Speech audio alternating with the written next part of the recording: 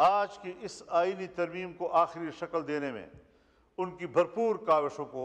خراج تحسین پیش کرتا ہوں۔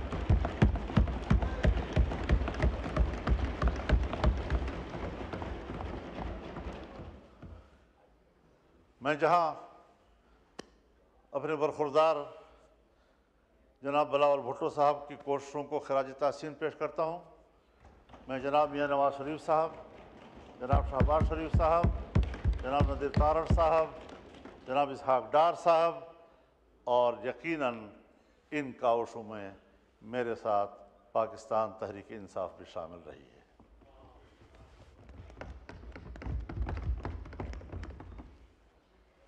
میں نے خود اس میں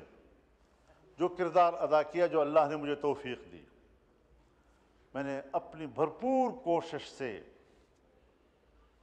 ایک متفقہ آئینی ترمیم بنانے میں